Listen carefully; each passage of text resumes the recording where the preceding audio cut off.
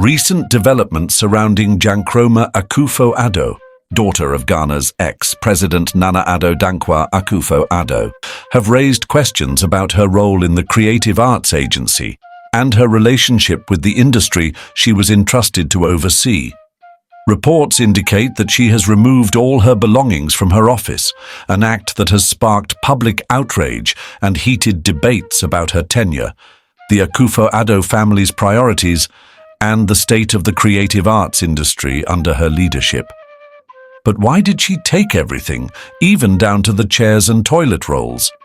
Was this a sign of anger, frustration, or simply an attempt to erase any trace of her involvement?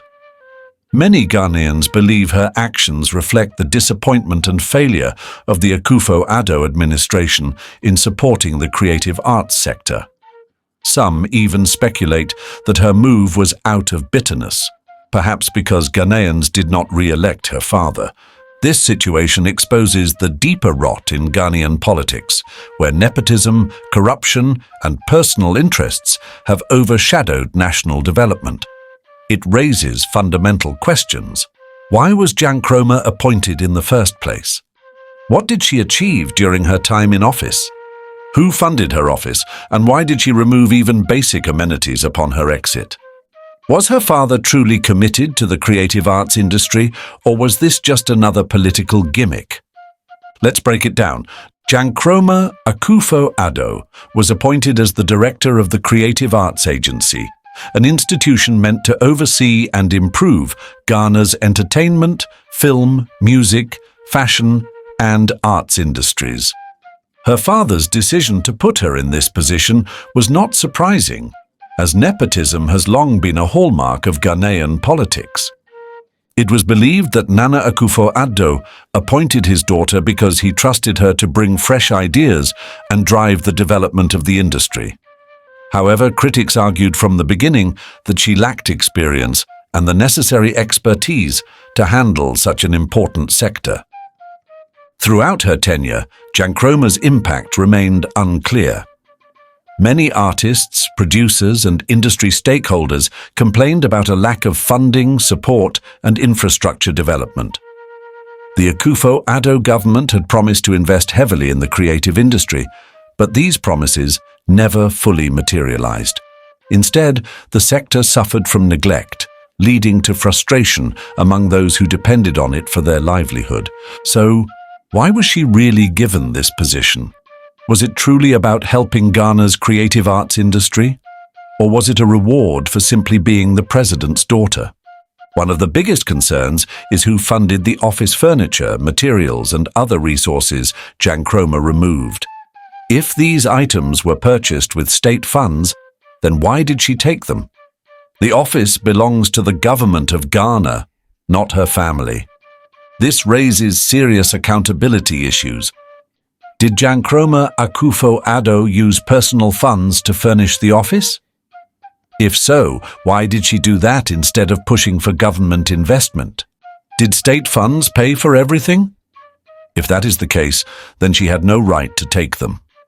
Some have argued that her decision to remove even basic amenities like chairs and toilet rolls was an attempt to send a message, a sign that she never received the full support she expected from her father's administration. But instead of proving a point, her actions have only reinforced the belief that the Akufo-Addo family is more concerned about themselves than the well-being of Ghanaians. This isn't the first time Gyankroma Akufo-Addo has been embroiled in controversy. Over the years, she has been linked to multiple financial scandals. 2 to 3 years ago, she was accused of receiving a $25 million government contract for a decoration project. She denied it, but many Ghanaians remained skeptical. 6 to 8 years ago, allegations surfaced that she owned a £9.3 million property in London, something she also denied. Just 2 months ago, she was allegedly involved in a $108 million ambulance scandal, in which key figures associated with the deal reportedly fled Ghana. These allegations, whether true or not, have contributed to the growing resentment towards the Akufo-Addo family. Many Ghanaians feel that the family used political power for personal enrichment, while ordinary citizens struggled with high taxes, inflation, unemployment, and poor infrastructure. Instead of proving her critics wrong, Gyankroma's latest move, stripping her office bare upon her departure, has only fueled suspicions that the Akufo-Addo family was never truly committed to Ghana's development. One popular theory is that Gyankroma took everything out of frustration, possibly because Ghanaians rejected her father in the elections. This is a common pattern in Ghanaian politics, where politicians and their families abandon projects once they lose power. Her actions send a clear message: if my father is no longer in power, I have no business here. This attitude reflects a dangerous political culture where individuals are appointed based on loyalty and family connections rather than genuine commitment to development. If Gyankroma truly cared about Ghana's creative arts industry, why didn't she leave behind the resources for her successor? Why strip the office clean if the goal was national development? This is why many Ghanaians now believe that the Akufo-Addo family never had Ghana's best interests at heart. Instead of building a legacy, they are seen as having exploited their time in power for personal gain. The situation with Gyankroma Akufo-Addo is a symptom of a larger disease in Ghanaian politics, one where political office is treated as family property and national interests are sacrificed for personal benefits. Nepotism, corruption, and the lack of accountability have crippled many sectors, not just the creative arts industry.